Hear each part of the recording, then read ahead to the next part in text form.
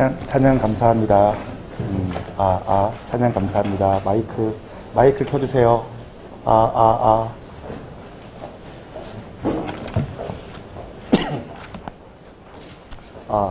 사랑한 만큼 살아낸 만큼. 조금만 기다려주세요. 우리 찬양팀이 살아낸 만큼 사랑한 만큼이라는 제목의 찬양했는데, 사랑한 만큼 평안을 누린다라는 말을 오해하지 않았으면 좋겠어요.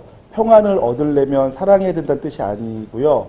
주님을 사랑하고 살면 자연스럽게 평안이 따라온다라는 뜻이에요. 주님과 함께 동행하며 살아가다 보면 기쁨이 오고 평강이 오고 행복이 되는 거지, 행복하려면 이렇게 살라고 하는 조건이 아니에요.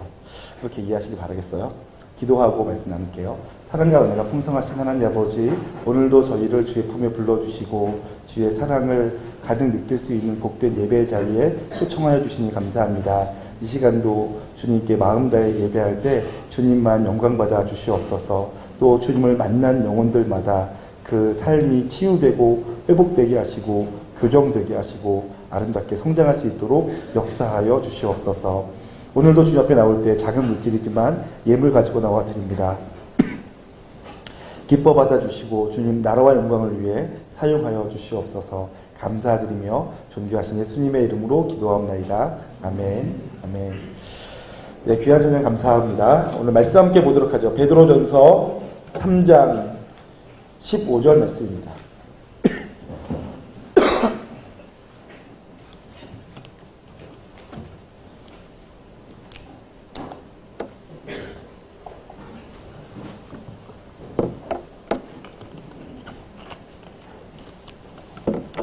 베드로전서 3장 15절 외우신 분은 외워주시고요. 못 외우신 분들은 말씀을 보면서 함께 봉독하도록 하겠습니다. 같이 봉독합니다. 너희 마음에 그리스도를 주로 삼아 거룩하게 하고 너희 속에 있는 소망에 관한 이유를 묻는 자에게는 대답할 것을 항상 준비하되 온유와 두려움으로 하고. 아멘. 네, 이 말씀을 중심으로 증인으로서의 생활이라는 제목으로 함께 말씀의 은혜를 나누고자 합니다.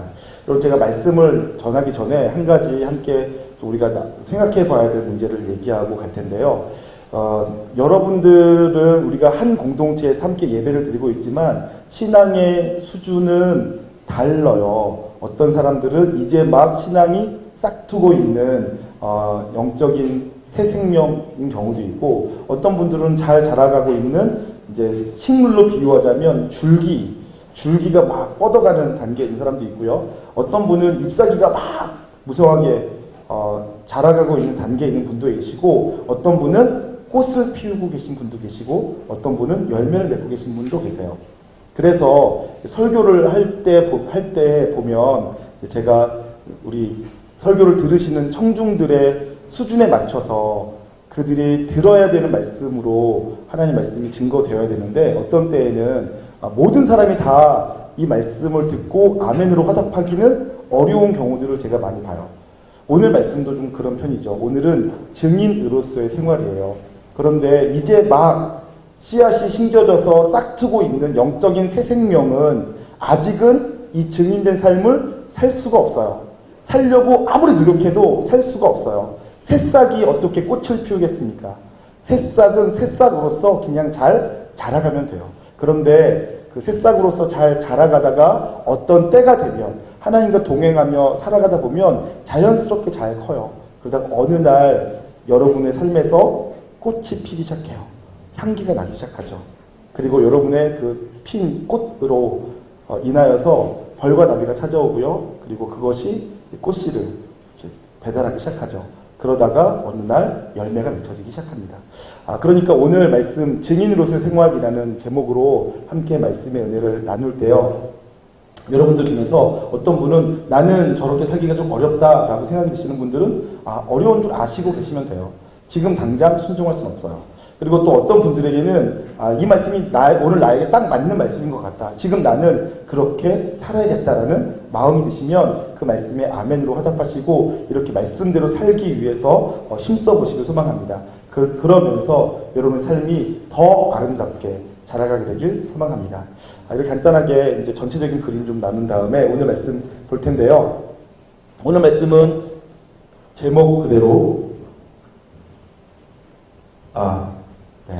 제목 그대로 증인으로서의 생활이에요. 근데 증인은 크게는 두 가지 방향성을 가지고 있어요. 한 가지는 찾아가는 증인이죠. 복음을 듣지 못한 사람, 하나님을 알지 못한 사람에게 우리가 찾아가서 우리의 구원자 예수 그리스도, 그분께서 우리를 위해 오셨고, 우리를 위해 사셨고, 우리를 위해 죽으셨고, 우리를 위해 부활하셨다, 그리고 승천하셨다라는 복음을 찾아가 전해야 되는 것이 증인된 삶의 한 국면이에요. 그런가 하면 또 하나의 국면이 있는데, 증인된 삶은 다른 사람들로 하여금 찾아오게 하는 국면이 있습니다. 우리가 좀 아까 제가 식물로 비유한 것처럼 꽃이 돼서 꽃을 피워서 향기를 바라면 그러면 벌과 나비들이 찾아오게 되어 있어요. 그런 것처럼 교회가 교회다움을 가지고 살아가면, 교회가 성도가 성도로서 잘 살아가면 세상 사람들이 우리에게 찾아와 궁금해해요. 아니 도대체 너희는 어떻게 그렇게 사냐? 이유가 뭐냐? 네가 믿고 있는 하나님을 나도 좀 알고 싶다. 이렇게 찾아오게 되죠. 그래서 찾아오게 만드는 증인도 있어요. 오늘 우리가 나누게 될 증인의 삶은 찾아가는 전도, 찾아가는 증인의 삶이 아니라 찾아오게 하는 증인의 삶에 대해서 함께 나누도록 하겠습니다. 죄송합니다. 제가 감기 때문에 지금 2주 이상 계속 기침이 나고 있는데 죽을 병은 아니니까 이해해 주시고요. 조금 불편하신 것 좀 감수해서 들어주시면 좋을 것 같습니다. 첫 번째로 우리가 사람들이 찾아오게 하는 증인의 삶을 살아가려면 어떻게 되는가? 어떤 사람에게, 어떤 교회에게 우리가 어떻게 살아가면 세상 사람들, 하나님을 알지 못하는 사람들이 찾아오게 되는가 하는 문제를 다룰 때요. 첫 번째로는 말씀에 의하면 거룩한 삶을 살아야 됩니다. 너희 마음에 그리스도를 주로 삼아 거룩하게 하고, 우리가 거룩하게 살면 세상 사람이 찾아오게 되어 있습니다. 자, 그렇다면 거룩이란 무엇일까요? 거룩이란 다르게 산다는 뜻이에요. 구별된 삶을 말해요. 그러니까 우리가 거룩하게 산다는 뜻은 세상 사람들과 다르게 산다는 거예요. 여러분도 아시는 분은 아실 텐데 세상과 교회는 기준이 달라요. 세상의 기준과 교회의 기준이 다르죠. 물 여기 있습니다. 그 세상의 기준과 교회의 기준이 다르다. 세상 사람들이 가지고 있는 가치관, 세계관, 자아상과 교회가 가지고 있는 가치관, 자아상, 세계관이 달라요. 그러니까 우리는 본래 다르게 살 수밖에 없어요. 교회가 하나님의 백성이 되어서 살아가면 세상 사람들은 하나님이 없다라고 생각하고 세상을 이해하고 자기의 인생을 이해하기 때문에 그렇게밖에는 살 수 없어요. 그런데 우리는 이제 이 세상에 창조주 하나님이 계시고 이 땅을 통치하시는 하나님이 계시고 그 하나님이 나와 함께 하시고 나를 사랑하시고 내 삶을 인도하신다는 것을 믿기 시작하면 기준이 달라지는 거예요. 세상 사람들과는 사는 방식이 달라지기 시작해요. 그렇게 달라진 삶을 살아가는 것을 성경은 뭐라고 말하냐? 거룩이라고 말한다고요. 모든 기독교인들은 거룩해져 가고 있어요. 점점 더 거룩해져죠. 세상과 점점 더 다르게 살아요. 세상을 이해하는 방식이 다르고요. 세상을 해석하는 방식이 다르고, 그렇기 때문에 선택이 달라지고 삶이 달라요. 살아가는 방식이 다 달라지는 거죠. 기준이 달라지기 때문에. 해석의 방식이 달라지기 때문에. 그래서 교회는 거룩할 수밖에 없습니다. 세상은 알 수 없는, 세상 사람들은 이해할 수 없는 평강을 교회는 누려요. 저와 여러분 누린다는 얘기죠. 어떤 때에도요, 고통의 때에도, 힘들고 어려울 때에도, 밤이나 낮이나, 어제도 오늘도 우리는 기뻐할 수 있어요. 흔들리지 않죠. 세상 사람들은 그래서 그걸 이해 못해요. 아니, 넌 어떻게 그런 상황에서도 평강하니? 넌 어떻게 그럴 때에도 웃을 수 있니? 도대체 네 안에 뭐가 들어있니? 라고 궁금해하게 만드는 거죠. 그게 거룩함이에요. 아무런 이유와 조건이 없이도 선을 행해요. 세상 사람들은 무엇인가를 얻기 위해서 선을 행하고 무엇인가를 받기 위해서 친절을 베푸는데 교회는 그렇지 않아요. 받기 위해서가 아니라 그냥 궁일이 여겨서 선을 행할 수 있죠. 그리고 더 놀라운 것은 교회가 되면요, 성도가 되면 선을 행하다가 고통을 받을 때에 도리어 기뻐해요. 놀랍죠? 사람들이 보면서 놀라는 거예요. 아니 너희들은 도대체 너 자신을 위해서는 아무런 유익도 없이 다른 사람을 위해서 헌신하고 희생하다가 고통을 당하는데 어쩜 그것을 그렇게 기뻐하니? 라고 놀라게 되는 거예요. 교회는 세상과는 기준이 다르기 때문에, 가치관이 다르기 때문에 세상 사람들은 그들의 최대의 가치는 자기 배 부른 거예요. 자기 등 따뜻하고 편하게 살아가는 게 최고의 목적일 수 있어요. 가치관의 절정이죠. 그래서 돈 많이 벌고 그리고 일 안 하고 그리고 마음껏 즐기는 게 그들이 생각할 수 있는 최고의 가치예요. 그러니까 그런 가치관을 갖고 있는 사람들 입장에서는 교회, 하나님을 위해 산다는 사람들이 이해가 안 가는 거죠. 그냥 우리의 가치는 뭐예요? 생명을 살리고 생명들이 더 행복하게 풍성하게 살아가며 하나님께서 주시는 평강을 누리고 살아가는 것이 우리의 가치란 말이에요. 하나님을 알아가는 것이 우리에게 있는 가장 큰 가치 중에 하나예요. 그러니까 세상 사람들은 교회를 보면서 이해할 수가 없고 납득할 수가 없죠. 도대체 너는 고통스러운데도 이렇게 선을 행하다가 의를 행하다가 핍박받는데도 왜 기뻐하니? 우리는 근데 기뻐요. 그게 인생에 겹겹이 파도가 밀려요. 고난의 파도가. 사람들은 다 그럴 때면 땅을 치고 원망하고 죽고 싶어 하는데도 기독교인들은 다르게 반응하는 거죠. 교회는 다르게 반응해요. 고난이 겹겹이 밀려오는데 교회에 된 사람은 어떻게 반응하냐면, 야, 하나님께서 나를 크게 쓰시려나 보다. 내가 지금 하나님께 훈련받고 있구나. 이 고난을 통해 하나님 내게 무엇을 말씀하실까? 하나님께서 사랑하시는 자녀에게 고난을 주시는데 주님 나를 사랑하셔서 나를 지금 연단하시는구나. 내 삶으로부터 죄의 찌꺼기를 빼내시고 나를 더 거룩하고 정결하게 하시려고 하나님께서 지금 나를 위해 힘쓰고 계시는구나 라고 하면서 고통 중에 찬양하죠. 교회는 거룩한 거예요. 세상은 교회를 이해를 못해요. 중세시대 때 요한 크리스토스톰이라는 분이 계셨어요. 그분이 설교를 얼마나 잘하시는지 황금의 입이라는 별명이 붙어있어요. 그 요한 크리스토스톰이라는 분이 설교하시는데 이분이 그런데 가난한 사람들 편이었어요. 지위가 높았지만 신분이 높았지만 그런데 가난한 사람들을 위한 설교를 하다 보니까 로마 황제의 심기를 거슬렸어요. 로마 황제의 잘못에 대해서 비난하고 비판했죠. 그랬더니 로마 황제가 이 요한 크리스토톰을 죽이고 싶은 거예요. 그래서는 잡아왔어요. 그래서 어떻게 했냐면 요한 크리스토톰의 명예를 실추시켜야겠다. 지가 아무리 거룩한 척하고 있고 아무리 하나님 잘 믿는다고 해도 흉악범들과 함께 지내다 보면 물들고야 말 거야 라고 생각했어요.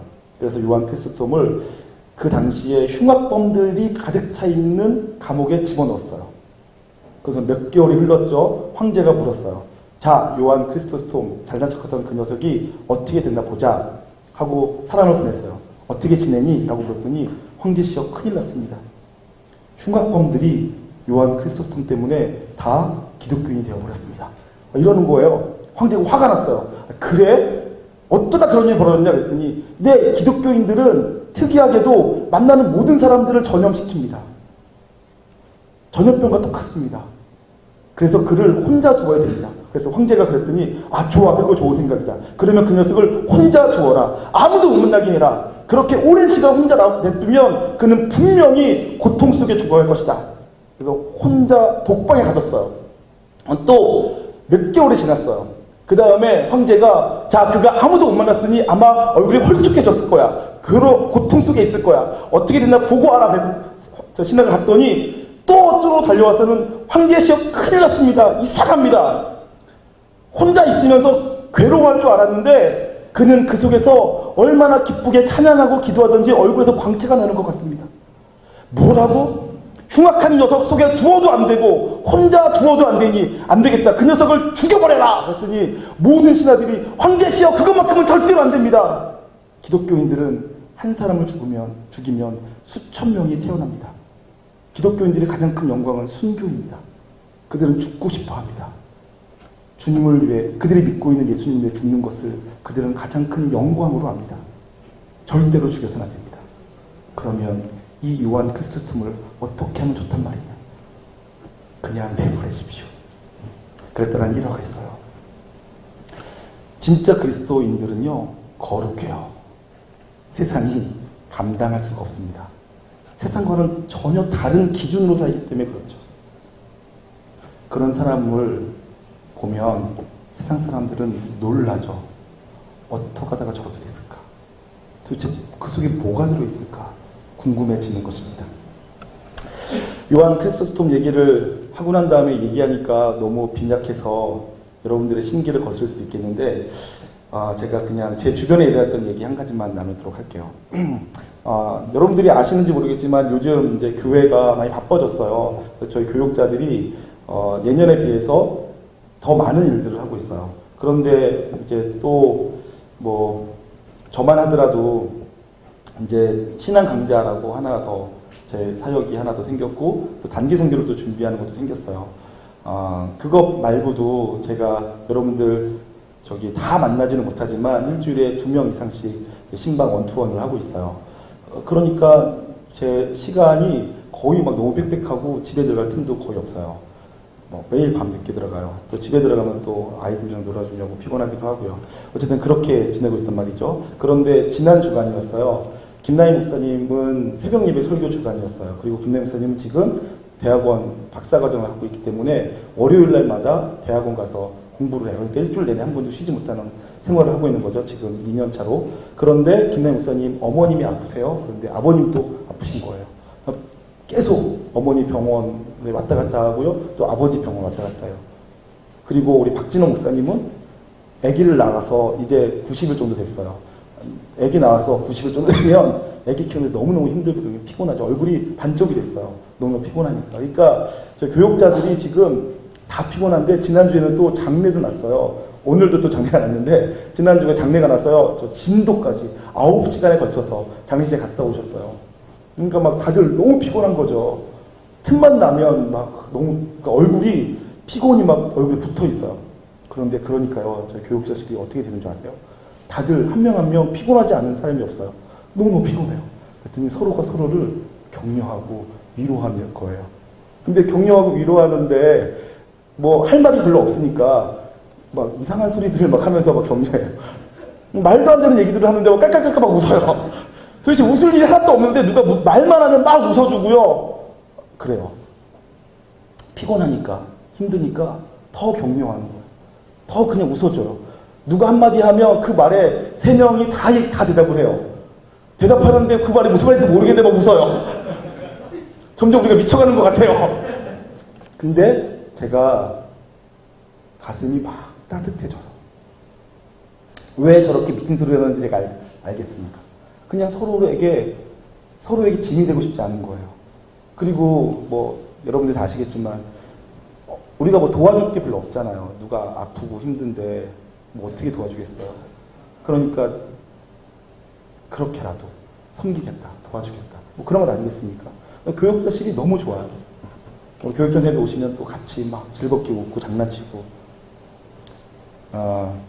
힘들면 힘들수록, 일이 많으면 많을수록 더 서로가 막 뛰어다니면서 일해주고, 힘든다는 소리 안 하고 뭐 격려하고.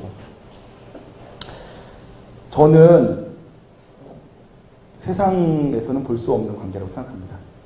세상 사람들은 힘들고 지치고 피곤하면 건들지 마, 나 건들지 마, 네 일이나 잘해, 이렇게 하는 반응을 보일 텐데, 교회는 그렇지 않죠.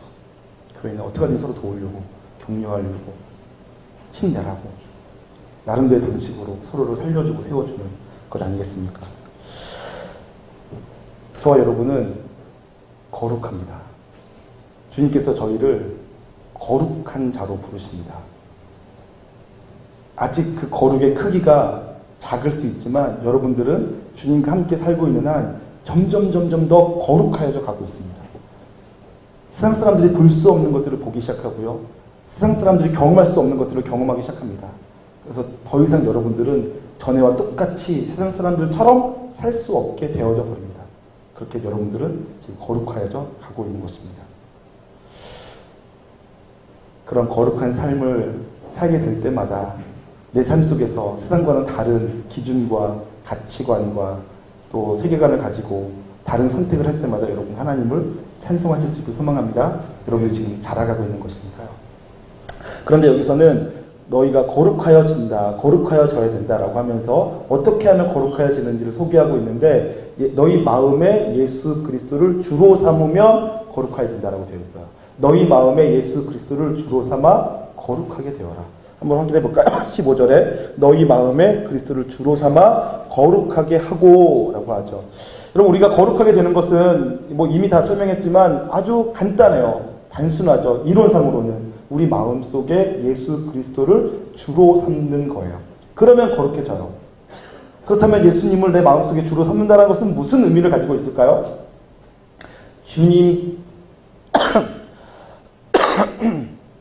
주님처럼 생각한다.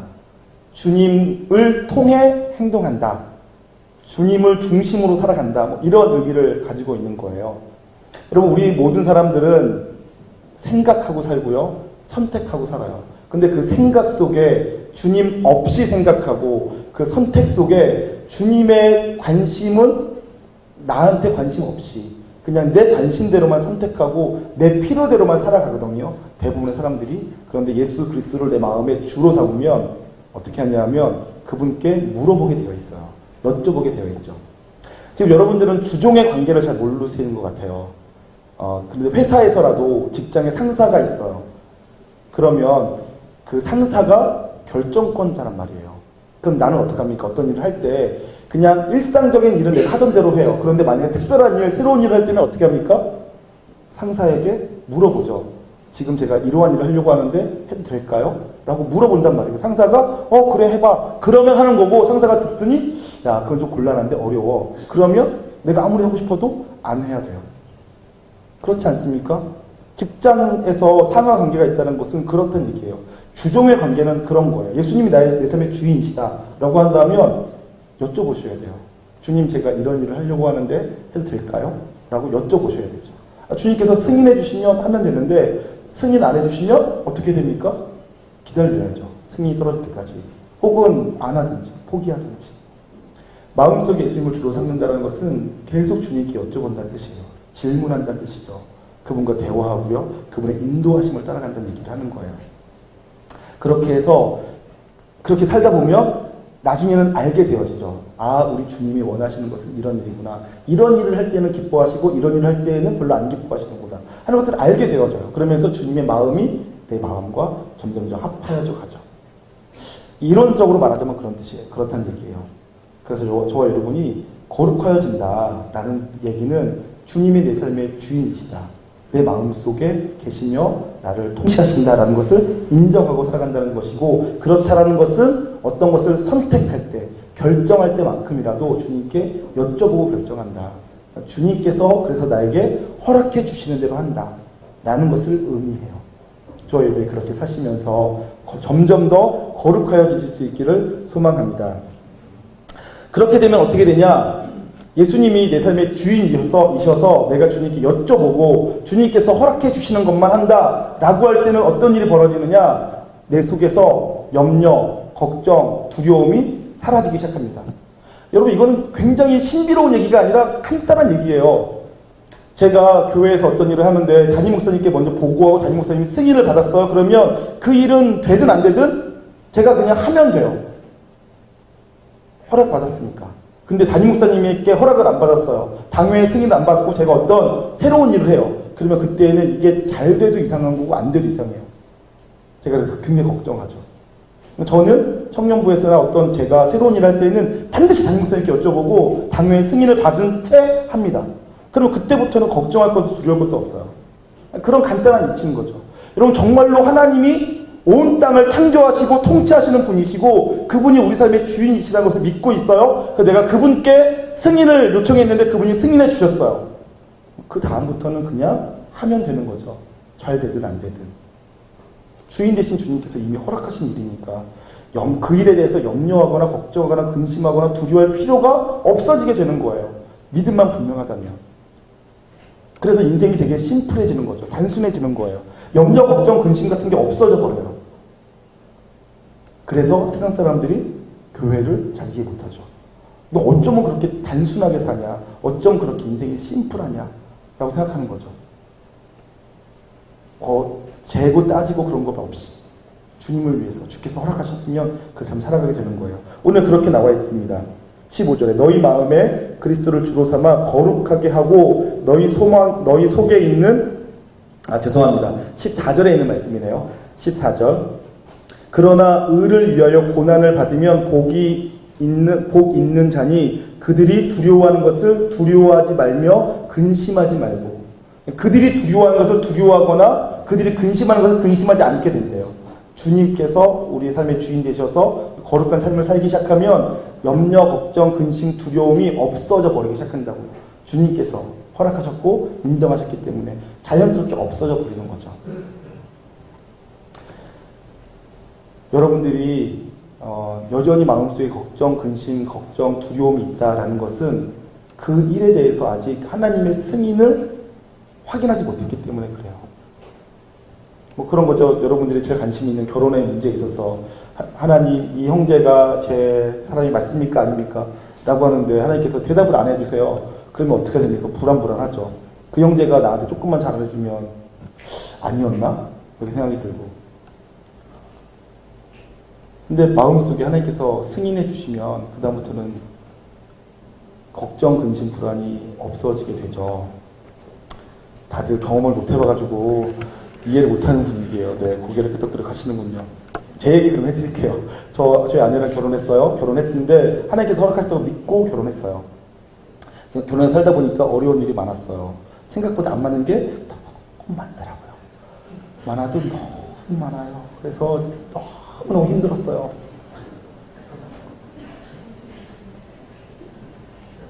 저기 우리 아내가 있었네? 여러분 미안해요. 있어도 어쩔 수 없어요. 너무 안 맞았어요. 저랑 저희 아내는 성격 기질이 정반대예요. 살아온 환경도 많이 틀리고 가치관도 많이 달랐어요. 같은 신앙인이었지만 그러다 보니까 많이 힘들었어요. 근데 그래도 여태까지 19년 동안 잘 살아왔는데요. 그 속에 어떤 확신이 있었냐면 이 여자는 하나님이 내게 보내주신 사람이다라는 확신이 있었어요. 진짜예요. 그거 없었으면 못 살았을 거야. 하나님께서 보내준 사람, 나를 위해 준비된 사람이라는 믿음이 있었어요. 그러니까 제가 이해를 못할 때마다 어떻게 했냐면 이렇게 내가 이해하기 힘든 여자를 내게 보내주신 하나님의 뜻은 무엇일까? 이 여자를 하나님께 내게 보내주셨으니까 나에게 하실 말씀이 있으실 거야 라고 제가 이해했어요. 제가 저의 가슴을 치면서 하나님 제가 뭘 잘못했습니까? 하나님 제가 뭘 고치면 되겠습니까? 하나님 제가 내게 보내주신 이 아내와 함께 사랑하며 서로 맞춰가며 살면서 제 삶을 어떻게 변화시킬 생각이십니까? 라고 제가 여쭤보면서 살았죠. 저희 아내도 똑같아요. 저희 아내도 저 때문에 막 몇 번이나 나랑 못 살겠다고 막 이렇게 생각했지만 제가 자기에게 보내주신 하나님께서 결혼시켜주신 사람이라는 믿음, 확신이 있었어요. 그러니까 힘들고 어렵지만 어떻게 했냐면 그때마다 이 남자를 통해서 내가 배울 건 뭔가요? 하고 하나님께 여쭤보면서 지금 자라온 거죠. 하나님께 승인을 받으면 그때부터는 잘못 만났나라는 고민하는 것이 아니라 이 만남을 통해서 하나님께서 무슨 일을 행할 것인가 라는 고민을 하기 시작하죠. 그러니까 다른 사람과는 다르게 반응하고 다르게 결정하고 다르게 행동하게 되는 거예요. 만약에 우리에게 믿음이 없었으면 어떻게 했겠습니까? 나랑 안 맞아도 너무 안 맞아.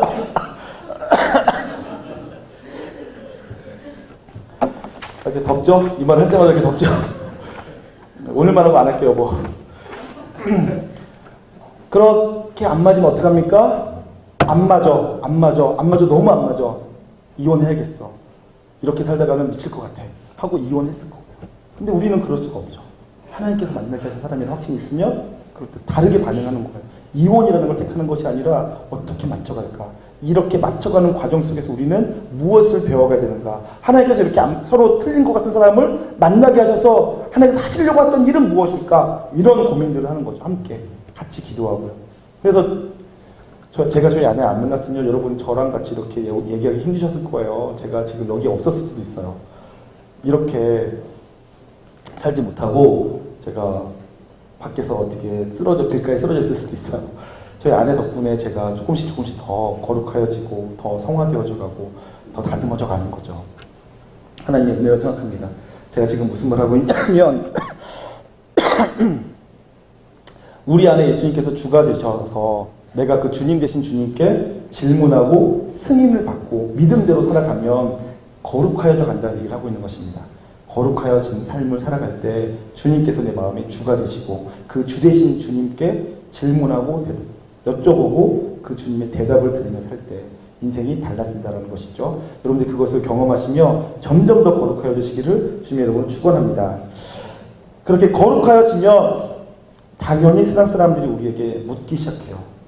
염려, 걱정, 근심 없이 항상 즐겁고 행복해하고 만족한다고 하고 평강을 누리고 살아가니까 세상 사람들이 교인들, 교회에 찾아와서 묻죠. 도대체 너는 무엇 때문에 그렇게 행복하냐? 너는 어쩌면 그렇게 고통 중에도 평안하냐? 너는 미래에 대해 걱정이 없냐? 근심이 없냐? 이렇게 질문하게 되는 거죠. 이런 식의 질문들. 그러면 여러분 어떻게 됩니까? 그들에게 대답할 말을 준비하셔야 되는 거예요. 저는 저와 여러분이 그런 사람들에게 대답할 이유를 준비하시길 소망합니다. 오늘 말씀해 보니까 너희 마음에 그리스도를 주로 삼아 거룩하게 하고 너희 속에 있는 소망에 관한 이유를 묻는 자에게는 대답할 것을 항상 준비하되 라고 되어 있어요. 대답할 것을 항상 준비하시길 바라겠습니다. 여러분 대답할 것을 준비하신다. 지금 정말 여러분들의 마음속에 아마 여러분들 중에서 한 10% 정도만이 나는 거룩하다. 그래서 아마도 내가 지금보다 조금만 더 노력하면 사람들이 나에게 이제 묻기 시작할 거다라고 생각하시는 분이 계실 거예요. 아마 10%만이 그렇게 생각할 거고 나머지 90% 정도는 나는 아직 거룩하지 않아서 아무도 내게 소망에 관한 이유를 묻지 않을 거야 라고 생각하실 거예요. 아닌가요? 어쨌든 그러니까 대답할 것을 준비할 필요가 아직은 없다 생각하실 수 있을 텐데 대답할 것을 준비하는 것 자체가 또한 거룩해지는 방법 중에 하나이기 때문에 여러분 아직은 아무도 여러분에게 네가 그렇게 행복한 이유는 무엇니? 라고 묻지 않아도 여러분들이 대답을 한번 준비해 보셨으면 좋겠어요. 대답할 것을 준비하라고 했으니까 항상 준비하라고 했으니까 한번 준비해 보시는데요. 저는 대답할 것을 준비하는 방법 한 가지를 설명할 건데 그 한 가지는 세 가지 또 국면이 있어요. 대답할 것을 준비하는 것은 준비 자체가 대답할 것을 준비하는 거기 때문에 여러분들이 생각하시는 거예요. 어떻게 대답할까를 생각하는 거죠. 근데 어떻게 대답할 걸 생각한다는 것은 뭘 대답해야 되는가라고 대답할 것이 만들어지려면 여러분들은 세 가지를 생각해야 됩니다. 과거, 현재, 미래에 대해서 여러분들이 생각하셔야 돼요. 여러분 우리가 살아온 인생 속에는 분명히 하나님께서 함께 하셨고 동행하셨고 우리를 향해서 하나님의 섭리, 도우시는 손길이 있었어요. 그런데 그 하나님의 도우시는 손길은 보이지는 않아요. 하나님께서 은밀하게 우리를 도우시기 때문에 그렇죠. 그래서 여러분들이 지금까지 살아온 인생 중에서 하나님께서 어떻게 나와 함께 하셨고 하나님께서 어떻게 나를 도우셨는지 아마 잘 모르실 거예요. 근데 잘 몰라서 대답 못해요. 하나님께서 나를 이렇게 도우셨더라고요. 여러분들이 만약에 여러분에게 소망에 관한 이유를 묻는 자에게 대답할 것을 준비하시려면 여러분의 과거를 다시 잘 살펴보셔야 돼요. 저희 할아버지는 목사님이셨어요. 저희 할아버지 목사님이시니까 찬송가는 거의 다 아셨을 거예요. 그런데 저희 가정 예배를 드릴 때마다 항상 언제나 그 당시 찬송가 460장을 부르셨어요. 지금까지 지내온 것 주의 끝이 은혜라 한이 없는 주의 사랑 어찌 이루 말하랴.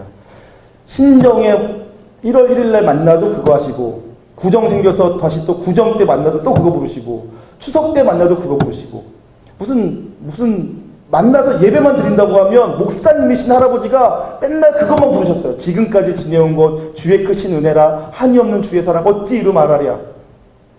저는 처음에는 그냥 그러려니 했어요. 맨날 부르는 것도 아니고 1년에 서너 번 만나서 부르는 거니까 그러려니 했는데 나중에는 제가 갑자기 그런 생각이 들었어요. 야 우리 할아버지 그것밖에 모르시나? 목사님이 찬송가를 그것밖에 모르시나? 제가 그냥 그런 엉뚱한 생각을 했어요.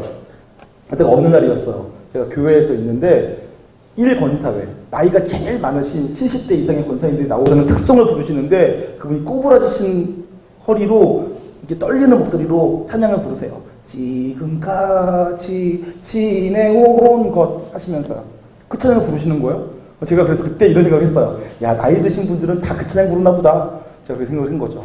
근데 어느 날 그 찬양이 예사롭지 않게 보이기 시작했어요. 가사가 새롭게 보이는 거예요. 그렇게 수없이 많이 불렀는데도 가사가 마음에 와닿지 않다가 어느 날 갑자기 가사가 와닿기 시작하는 거예요. 지금까지 지내온 것 주의 크신 은혜라. 한이 없는 주의 사랑 어찌 이루 말하랴.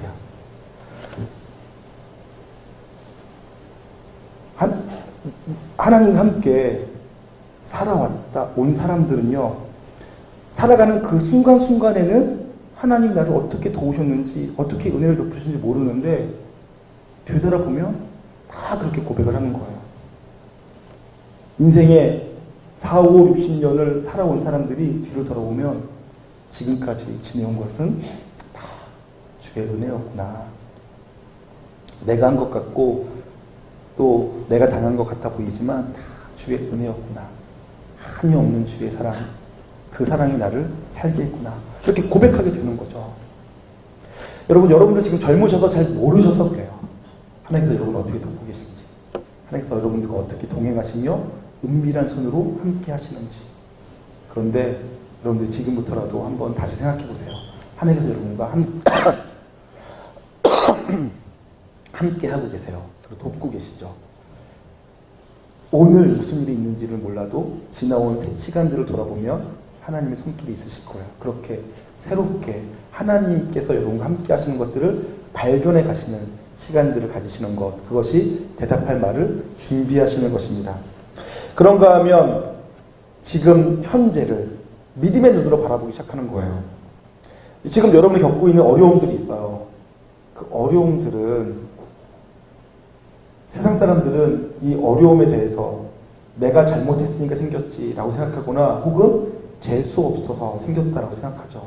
그런데 우리는 지금 내가 당하고 있는 어려움이나 축복을 다른 눈으로 해석하기 시작해요. 기준이 다르다고 했잖아요. 저희는 다른 세계관을 가지고 있죠. 하나님께서 계세요. 그 하나님이 나를 사랑하세요. 그리고 나를 잘 자라나게 하실 계획을 갖고 계세요. 그러면 지금 내 앞에 닥쳐진 문제들은 그냥 어쩌다 보니 생겨진 문제가 아니고요. 하나님께서 내 인생을 위해서 준비하신 어려움 혹은 준비하신 축복이에요. 그래서 이런 얘기를 할 때마다 어떤 청년들이 이렇게 얘기해요. 저는 그런 거 원하지 않아요. 하나님 저를 좀 내버려 두세요. 고통 안 당하고 성장하지도 않을래요. 저를 자꾸 이렇게 키우려고 하지 마세요. 그냥 이대로 살게요. 뭐 이렇게 하시더라고요.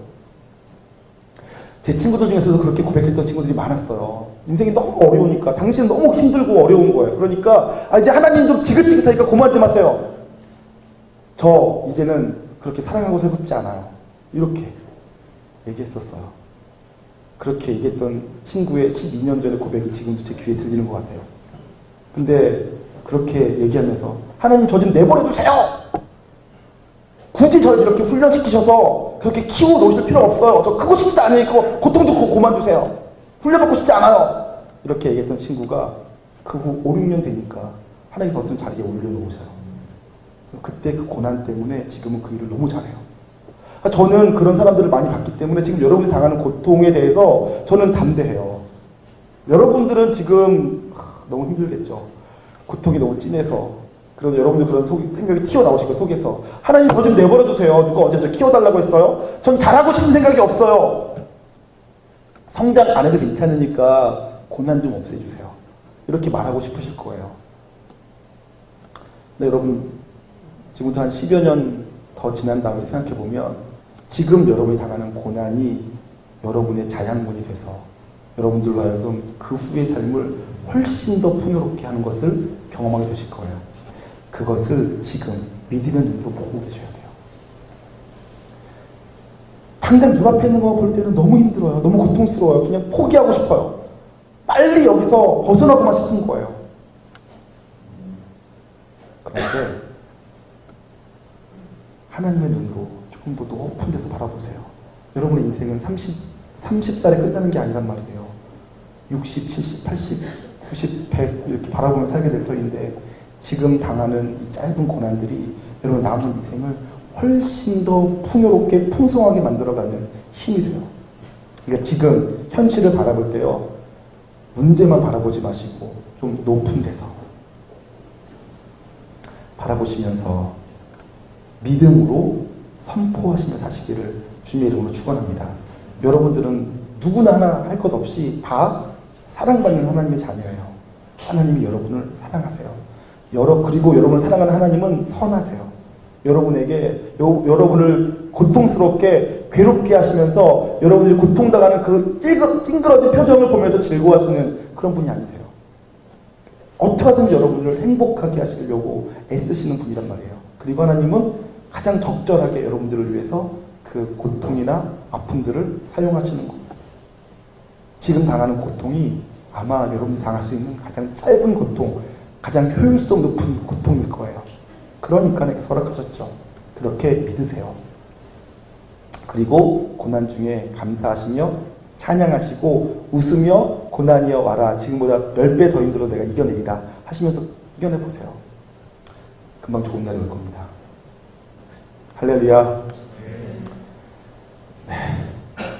그래도 잘 안 믿겨지고 그래도 빨리 고통에서 벗어나고 싶으실 테지만 10년만 지나면 다 고백하게 될 거예요. 지금 고통이 내 삶의 축복이었다 하고요. 젊어서 아직 잘 모를 뿐이에요.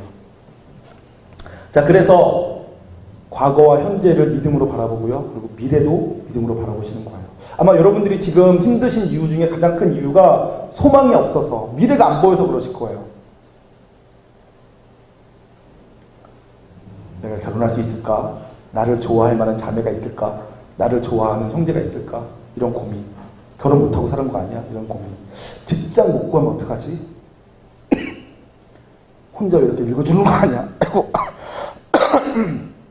뭐 이런 미래에 대한 불안감이 있을 거예요. 있는 거 당연하죠. 모든 사람이 다 그런 미래에 대한 불안감이 있어요. 그런데 이제 여러분들 하나님과 함께 사시는 분들은 좀 다른 각도로 바라보셔야겠죠. 하나님께서 여러분의 미래도 책임져 주십니다. 여러분들이 지금 과거를 하나님의 눈으로 이해하고 지금 현재를 하나님의 눈으로 이해하며 하루하루를 살아가다 보면 미래는 반드시 하나님께서 가장 좋은 길, 예비하신 그 길로 딱 인도해 놓으실 거예요. 하나님께서 여러분을 위해서 가장 좋은 것 예비해 놓으셨는데 여러분들이 그 자리에 가지 않는 이유가 있다면 뭐겠어요? 여러분들이 계속 불순종하니까 거기 못 가는 거예요. 늦게 가거나. 그러니까 여러분이 지금부터 순종해서 가기 시작하면 그 자리에 반드시 가게 돼 있어요. 하나님께서 예비하신 그 자리. 그런데 우리 하나님 너무 자비로우시고 인격적이셔서 여러분들이 그냥 불순종하고 또 기다리시고 또 기다리시면서 함께 가시려고 하니까 여러분 자꾸 늦어지는 거예요. 늦어지고 혹은 어쩌다 보면 못 가기도 하고. 그러니까 여러분 하나님께서 여러분과 함께 하신다는 믿음을 가지고 하나님께서 반드시 가장 좋은 곳으로 인도하신다는 믿음을 가지고 오늘 하루를 충성되게 살아가면 반드시 하나님께서 여러분들을 가장 좋은 길, 온전한 길로 혹은 완벽한 길로 인도하실 거예요. 그래서 믿으시는 저 여러분 되시기를 주님의 이름으로 축원합니다. 그래서 여러분 안에 늘 소망이 있으셔야 돼요. 과거에 어떠했든지 혹은 지금 내 상황이 어떠했든지 상관없이 여러분 안에 예수를 마음의 주로 삼아 거룩한 삶을 살고 있게 되면 그럼 여러분 속에 소망이 생겨요. 내 미래가 반드시 선하신 하나님 때문에 잘 될 것이라는 확신과 함께 소망이 생기죠. 그러니까 표정이 달라지고요. 행동이 달라지는 거죠. 세상 사람들이 이해 못하는 삶을 살게 되는 거예요. 거룩한 삶. 그러면 어떻게 돼요? 사람들이 와서 묻게 되죠. 넌 도대체 뭐 때문에 그렇게 행복하게 사니? 뭐가 널 그렇게 즐겁게 하니? 너 어쩜 그렇게 평강하니? 라고 묻게 되는 거예요. 그럼 여러분들이 거기에 대해서 여러분의 생각들, 내 과거를 지금까지 이렇게 인도하셨다.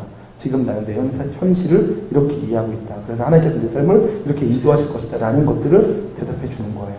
하나님 때문에 이렇게 된다고. 하나님과 함께 살면 이렇게 된다라고 대답해 주는 거죠. 그러면 그들의 삶이 변화되게 되어 있습니다.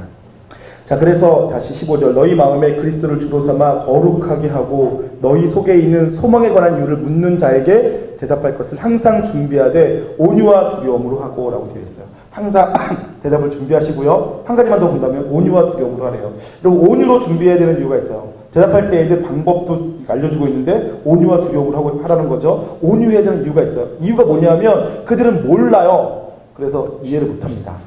궁금해서 질문했지만 대답해주면 이해를 못해요. 이해를 못하는 이유가 뭐겠어요? 기준이 다르니까. 세상을 이해하는 방식이 다르니까 대답도 이해를 못해요.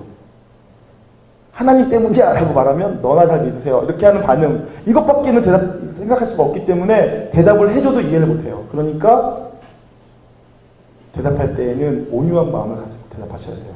뭐 너무 식상한 이야기긴 하지만 애꾸는 나라에 가면 두 눈 갖고 있는 사람이 비정상이라면서요.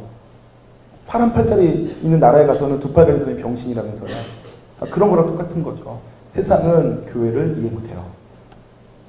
우리가 거룩하기 때문에 다른 사고방식을 갖고 살고 있기 때문에 세상은 이해를 못하죠. 그래서 우리가 대답해줘도 그 대답을 이해 못하고 만족해하지 못해요.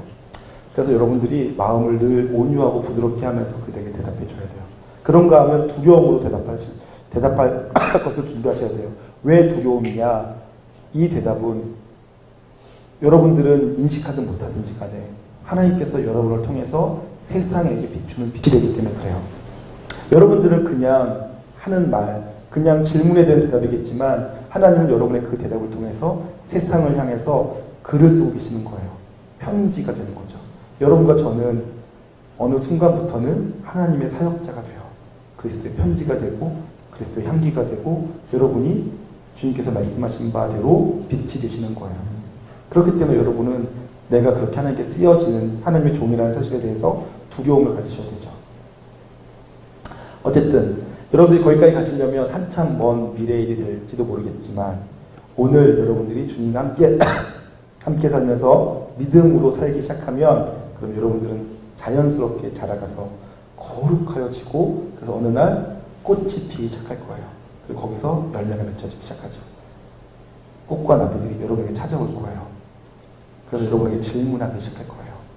너 안에 있는 생명은 무엇이니? 너는 무엇을 위해 어떻게 살아가서 그렇게 거룩하고 그렇게 매력적이고 멋진 삶을 살 수 있게 되었니? 나도 너처럼 살고 싶다. 이렇게 묻게 되어지는 일이 오게 될 줄 소망합니다. 그런 날이 오기까지 여러분의 마음속에 예수 그리스도를 주로 삼아 주님 말씀에 순종하며 사시는 거룩한 인생 되시기를 다시 한번 주님 이름으로 축원합니다. 이 시간 함께 찬양할까요? 밤이나 낮이나 우리 예배 전에 찬양했었는데 나의 소망 되신 주, 우리의 소망이 주님이십니다.